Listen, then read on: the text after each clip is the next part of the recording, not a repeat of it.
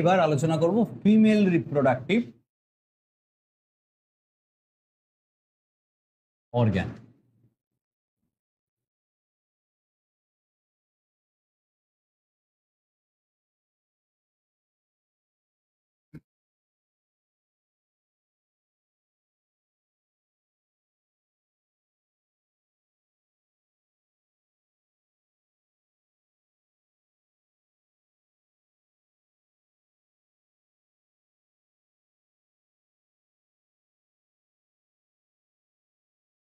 কি ডিসকাস করছি? Female reproductive part. এই জায়গাটাই হলো আসল ভাইটাল। মেল রিপ্রোডাক্টিভ পার্ট তো মোটেই জটিল নয়। তুমি কখনো শুনেছো যে মেল রিপ্রোডাক্টিভ এর জন্য আলাদা ডাক্তার আছে? গাইনোকোলজিস্ট কাদের ডাক্তার? মেলদের কেন নেই? প্রয়োজন পড়ে না। ডার্মাটোলজিস্ট যারা পড়ে তারা সেক্স রিলেটেড অন্যান্য ডিসঅর্ডারও দেখে, তো তাদের মিটে যায়। কিন্তু গাইনোকোলজিস্ট তো এটা হিউজ ইম্পর্টেন্ট। কেন ইম্পর্টেন্ট বলো তো? শুধু মেয়েদের সাথে অ্যাসোসিয়েটেড হলেও ইম্পর্টেন্ট এত হতো না, পরের জেনারেশনের সাথে ইম্পর্টেন্ট। বেবি হবে কোথায়? এই জায়গায় বেবি ডেভেলপ হয়। This is the place, this is the uterus. You know, এটা হলো কোথায় পয়েন্টিং করি? এই পুরো স্যাকটাকেই বলে ইউটেরাস। আমি ওই জায়গায় পয়েন্টিং করলাম না, কারণ ডিফারেন্ট লেয়ার্স গুলো দেখাতে হবে। ওকে, look at this diagram. Here, two large, round, red-colored structure has been drawn, the adjacent of the main uterine structure. These are ovary, right? So in every female, generally there are two ovary placed just adjacent to the uterus, outside of the uterus, and being attached with the ovarian ligaments, so that they never get displaced from their original position. সব সময় tightly pack থাকে। এবার এখানে হয় কি, এই আমরা জানি এর ভেতরে ওভামের ডিফারেন্ট স্টেজে ম্যাচুরেশন হয়। পড়বো আমরা ওজেনেসিসের সময়, ওটা পড়বো। আজকে যেমন স্পার্মাটোজেনেসিস পড়লাম, সবই তো পড়তে হবে। এবং ওভাম যখন কমপ্লিটলি ম্যাচিওর হয়, এই দেয়ালটাকে ফাটিয়ে রিলিজ হয় ওভাম। যে কোনো দিকে বেরোতে পারে, এখানে বেরোতে পারে, এখানে বেরোতে পারে, এখানে বেরোতে পারে। কিন্তু যেখানেই বেরোক না কেন, it need to be catched by this particular structure. এটাকে এর মধ্যে যেতে হবে, না হলেও 2-3 দিন এদিক ওদিক ঘুরে বেড়ালে নষ্ট হয়ে যাবে, আর কোনো ভবিষ্যৎ নেই হবে। এই যে ফিঙ্গার লাইক স্ট্রাকচার গুলো, this are known as fimbriae. Their finger-like structure always keeps undulating around the ovary and try to catch the released ovum. এই যে এখানে যেমনটা বেরিয়েছে, যতটা সম্ভব। আমি চেষ্টা করছি, তুই এলে আসলি, না হলে কেসে ভাই।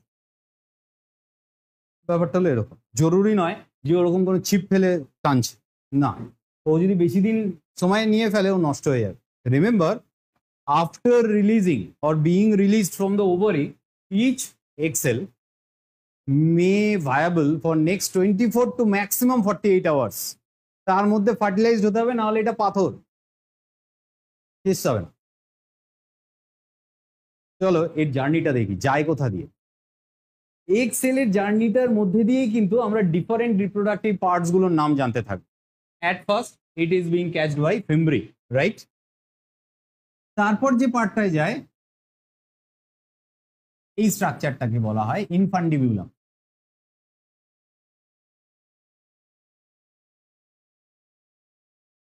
তারই একটু ওপরের স্ট্রাকচার অ্যাম্পুলা। তার আরেকটু ওপরের মোটামুটি মিড পার্ট বলতে পারো, ফ্যালোপিয়ান টিউবের mid part, this is known as isthmus. একদম ইউটেরাসের কাছে ফ্যালোপিয়ান টিউবের যে স্ট্রাকচারটা থাকে, that is known as uterine part.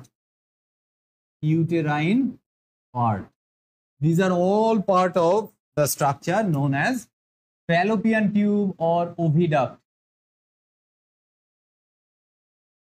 Remember, so this is the fallopian tube. Fallopian tubes are also 2 in number, situated both sides of the uterus, and these are the different part of the fallopian tube. Do you know which is the best place for fertilization? You will be amazed to know that it is not the uterine region where the fertilization takes place. Remember, when the sperm will try to enter the female reproductive tract, it will try to enter from here. This portion is known as vagina. কিন্তু reproduction এখানে হয় না, এখানে হয় না, এখানেও হয় না, এর কোনো জায়গায় হয় না, যদিও বেবির ডেভেলপমেন্ট এখানে হয়। এই জায়গা ছাড়া বেবির অন্য কোনো জায়গায় যদি ইমপ্ল্যান্টেশন হয় তো মায়ের মৃত্যু পর্যন্ত হতে পারে। That is so serious. কিন্তু ফার্টিলাইজেশন হয় এই জায়গাটায়। This is the best place where fertilisation should take place. Why? এই হোয়ের উত্তর কিন্তু আমি আজকে দেব না, এটার উত্তর তোমরা দেবে সামনের দিন দেবে।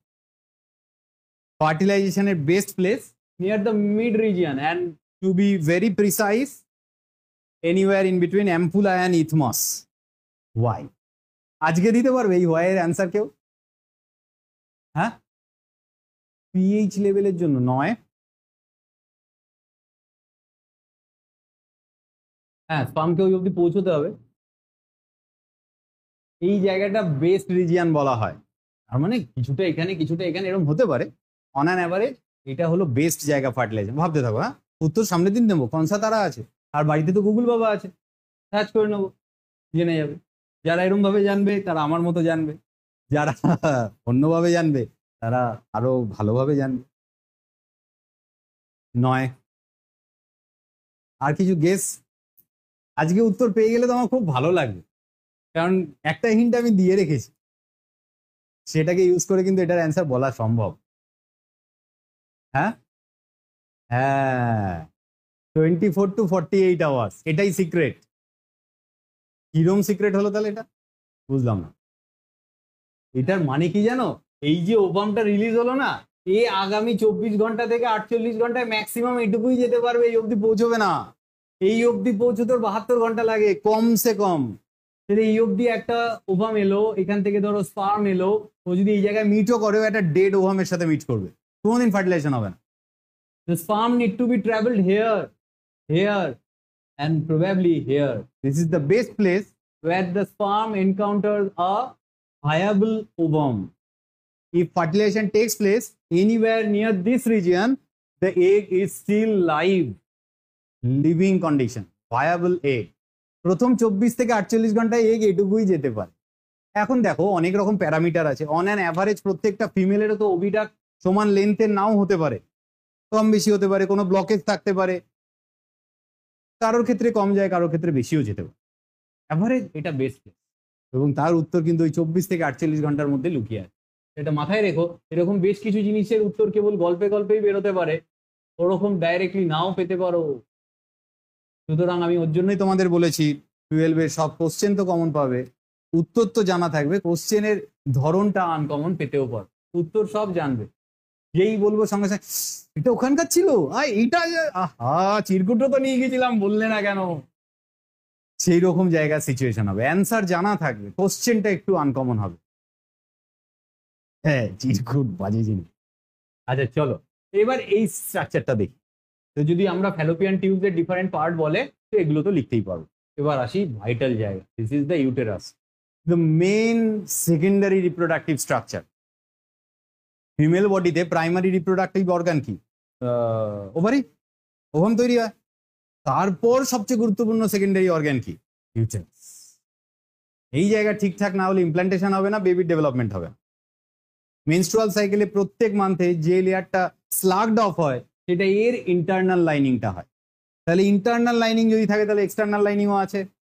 চলো প্রত্যেকটা লাইনিং এর নাম দরকার। This is uterus and we need to know all the different linings. This is the internal lining and this is the external lining. The name of the external lining, আমি এটা একটু মুছি, I need some space. External lining কি?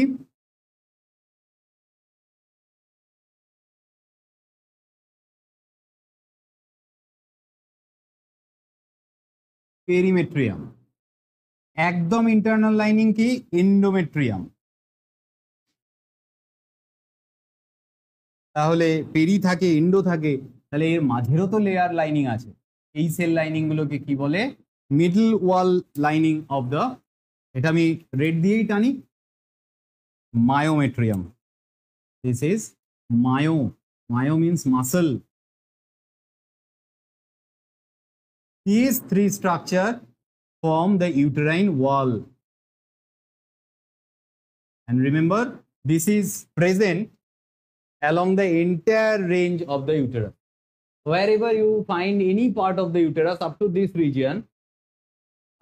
region, you will find all these three linings. Among these three linings, perimetrium, myo, and the endometrium is the most thickest lining, internal thickest lining. And the question is, which one is the thickest lining of the uterus or uterine wall? Question er uttor eta hobe.